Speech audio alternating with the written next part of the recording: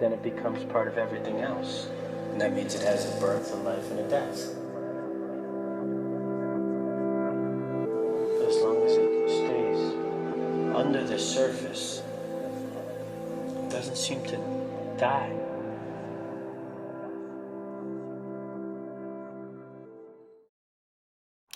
One more audio check just to make sure we're all good. Flamingo. Flamingo. Got a new one now. Is that there's certain words that they get you to say, isn't there? Like voice test stuff. Sure, Yeah, pitch and whatever, like loosens up your voice box or. Yeah. Rolling. Cool. Hello, mate. Right. It's the awkward start. So It's fine. We'll just get past that. yeah. So Start with question number 2. introduce yourself and talk a bit about your inspiration behind Subsurface. So my name's Gareth Fareham. I'm 39 years young. Ex-art and photography teacher. Now sort of full-time angler, writer, photographer, and do a bit of filming as well. And yeah, Sub is a project that I started back in 2013 now. So 6 years ago, I suppose now. Started off really purely just as a print project. The idea was basically to kind of bring as much sort of really beautiful quality photography and sort of like real gritty, honest stories just from like everything from your sort of average lad that's never been in a magazine before, do you know what I mean? Grafts week in, week out, kind of just fishes the weekends but catches like a handful of big ones a year.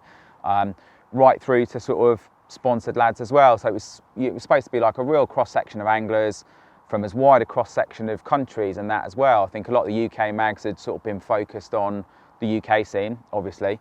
But I just thought there was so much exciting, diverse stuff out there. I really wanted to bring a lot more of that into it as well. So Sub's always had a big European content to it as well. But yeah, really, I would say always just been focused on like the best quality imagery, and words and stories that I could find really, and yeah, obviously the clothing and everything came sort of after really, as a way to sort of help fund the project really. Print is really expensive, the way we did it was really expensive, so yeah, so the merch always helped fund that and sort of keep that rolling. And yeah, I haven't done any print for a couple of years just through time constraints really, but have got plans for something for next year.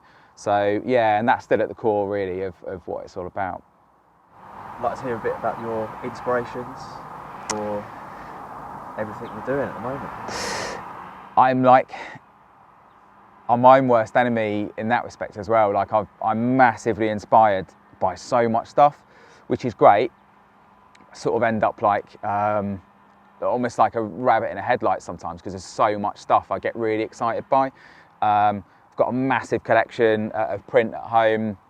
Was hugely inspired, but obviously I went to art school. I did fine art actually. In hindsight, I probably wish I'd done graphics or illustration or something maybe, but did fine art. So you know, I've always collected art books, photography books, journals. Always been into other stuff as well. So always ridden bikes, used to skate, surfed all my life as well.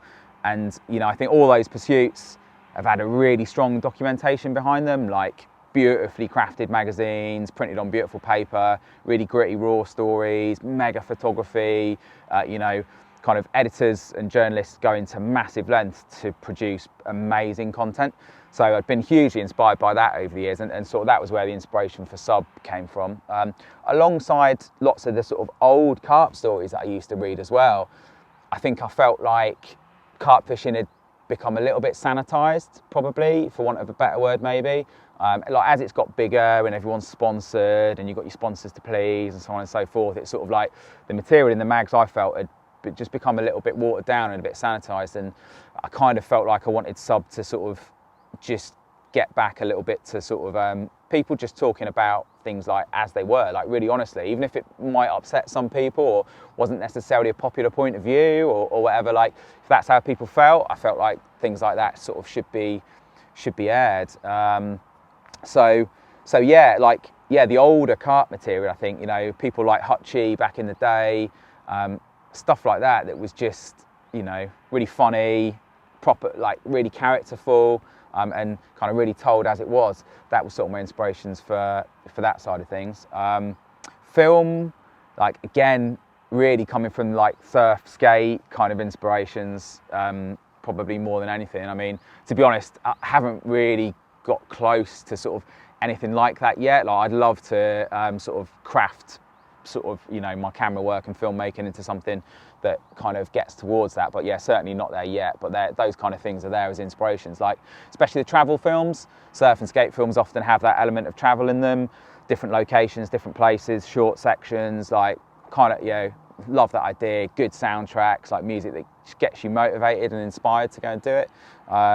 Angling film wise, there's a couple of guys really sort of pushing the boundaries, I think, with what is really exciting, hilarious as well, like really raw but unbelievably beautifully filmed. There's a guy called Rolf Nylander, who, yeah, if anyone's watching this, go and check him out on YouTube. He's incredible, so funny. If you ever watched any Wes Anderson films, you'll get him straight away. Yeah, really funny, unbelievably well filmed. It's all trout fishing, fly fishing. They're amazing. And also the Yeti films, they are just incredible as well. Like everything from like stories about sort of cattle herders in the States to tarpon guides to sort of like people handcrafting signs in America, sort of all sorts, but just these beautifully told stories, really well filmed, really raw interviews. Yeah, that sort of stuff inspires me massively. And yeah, again, you know, would love to be able to find a way to sort of bring a little bit of that into the carp fishing films. But yeah, all stuff to work on. Yeah. Yeah, they're sick, those. So the Yeti films are phenomenal. And Rolf Nylander is just a genius. He's so funny. Yeah. They're like, you watch them and for a second you think, this is a bit, and then you realise he's just taking the piss. It's like really, it's like sarcastic, tongue-in-cheek, but at the same time it's being massively profound and unbelievably well filmed. But they like, you can't really explain them, but they're f***ing brilliant. He was a pro snowboarder. He's such a sick guy, like, and he writes and plays all the tracks. So he's a singer-songwriter. So like, he'll make up a song about a nymph or something, you know, as in like a you know, like just, they're just brilliant. They're so good. And the Yeti ones are just phenomenally well produced. They're an American cool box company, and you never see a cool box in their videos. Really, ever, yeah. There'll be like a 2-second cutaway of someone pushing one into the back of an RV or something, like, and that'll be it. And the rest of it will be about him like herding his, you know, herd of horses or whatever. I don't know, like, yeah. So yeah, like off camera today, we've been talking a bit about like your fishing in Europe. Yeah. So we've been doing a little bit of it this year as well ourselves. Yeah. We know obviously you've done. You've seen the other side. Yeah, we have indeed. But yeah, just talk us through like fishing abroad and. I mean, I've literally not even scratched the surface of it.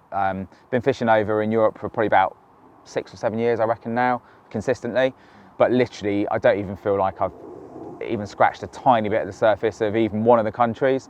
You know, it's mind-blowing really. You would need 10, 20 lifetimes to fish your way through Europe, and even then you could still never fish everywhere and explore everything thoroughly. And I think that's the incredibly exciting aspect of it. There's so much to go at, and everything from small places, intimate places, little canals, to massive big wild places as well.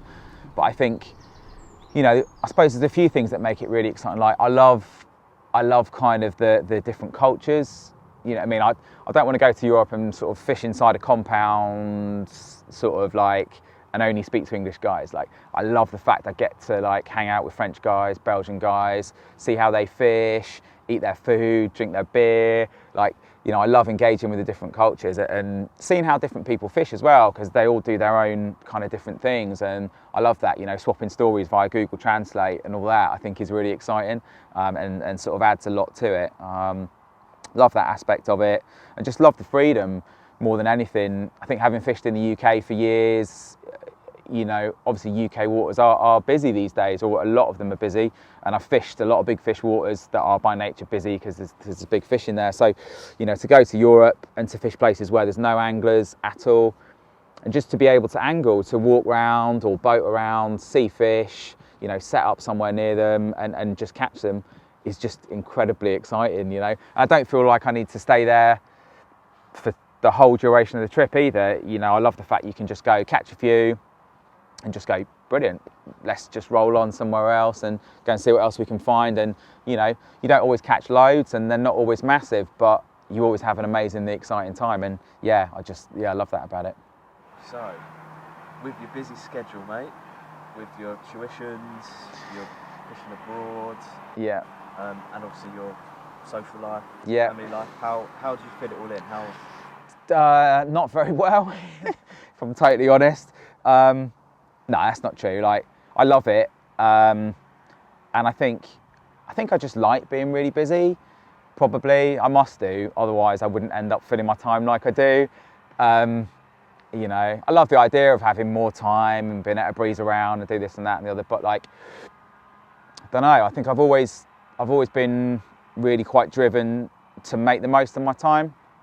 And I think, you know, doing projects like Sub, because Sub's only ever been like, I never allocate any proper time for it. It's like an evenings thing, little bits sort of here and there. And so I've like, if ever I do get any free time, I just fill it with other stuff really. So I'm my own worst enemy really in that respect. Yeah, I do find it hard to sort of carve out any sort of proper sort of downtime actually.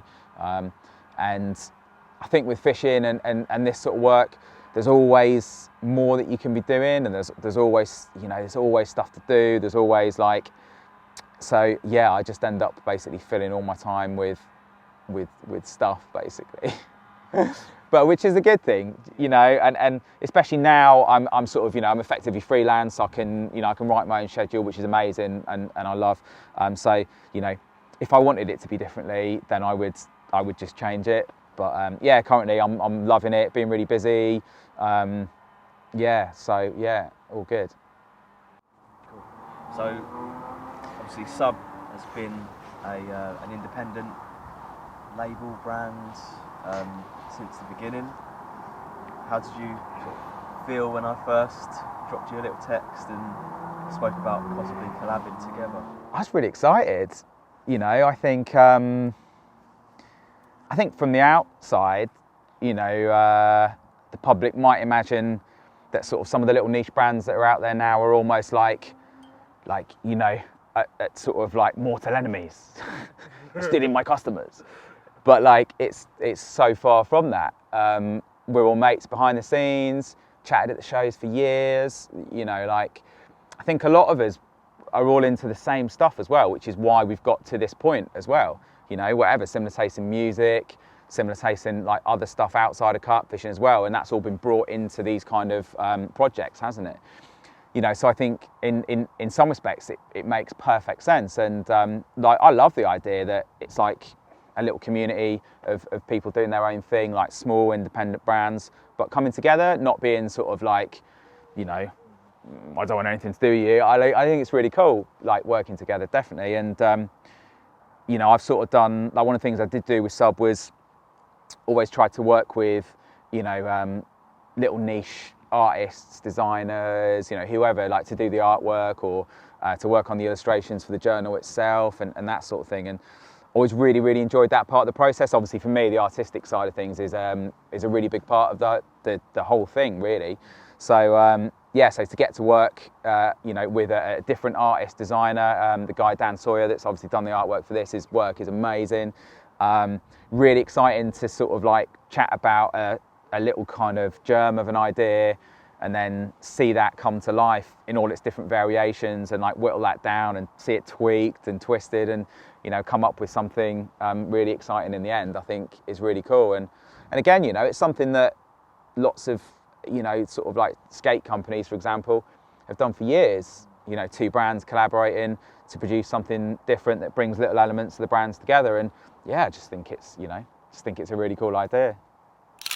I don't know. Strangest thing I've probably seen a carp do was Arthur on the car park. I was helping Ginger James Turner get a rig in, basically with his bait. Basically, I was up the tree with his with his bait boat controller. He was on the bank with the boat and his rod, and I basically drove the boat out for him, put the lights on when it was over the spot. He tightened up basically, and I dropped it. But we'd been watching Arthur basically parked up in the back of this weed bed all morning, and it had come round, do a little circuit, and sort of park itself back up, and it had been doing it all day. This spot was tiny, and so we decided basically that was the best way to do it. Like for me to get up there with the remote, drive it out, and yeah, for him to drop it, to feel the drop. Like literally, like boated it out there, dropped it. As soon as it's dropped and the boat's gone in, Arthur's like kicked out the weed bed like that, come round, swum straight through the cloud of hemp that was still hanging in the water, like that, turned, ploughed itself into the bottom, like flank on like that. So I've seen like the width of its flank. It's just ploughed into the bottom like that. Come up, turn round, and swam to the other end of the lake. Just literally swam to the other end of the lake. But it'd been sat in that weed bed all morning, and I was like, oh. I was like, that wasn't the intended outcome. And yeah, so I've got down the tree. I was like, James, got some good news and bad news. I was like, good news is I reckon your rig is absolutely spot on. I was like, bad news is Arthur's up the other end. Yeah, mad. Like, yeah. Didn't like hemp then? Don't know. I think it just like, you used to get a lot of liners on there, and some of the lads used to think that they used to like flank through the spots, feeling for lines. I was never convinced that they were feeling for lines. I think they were just flanking through excited, and if they happened to feel your line, they might leave. But I never felt like they were doing it to feel for lines. I think they were just doing it because they were excited. But I don't know, never really know, do you? But yeah, that's probably the oddest thing I've seen a carp do. Yeah. Oh, you did film it, did you? Yeah. Cheeky. I thought you were actually. Cool. So you've been around angling for quite a while, 20 something years. So what sort of keeps you motivated personally, like for your fishing, over abroad or? I think it's changed massively. I think over the years, probably like pretty much everyone my generation did. Like we all read In Pursuit of the Largest and spent the next year, like 10 years, chasing big target fish. Like that book was so captivating, I think, for pretty much everyone really in my generation. It sort of just changed the game really for, obviously not everybody, but like, you know, a lot of people. Huge amount of people will cite that as their inspiration. Yeah, sort of, you know, did that for quite a long time and like absolutely loved every minute of it.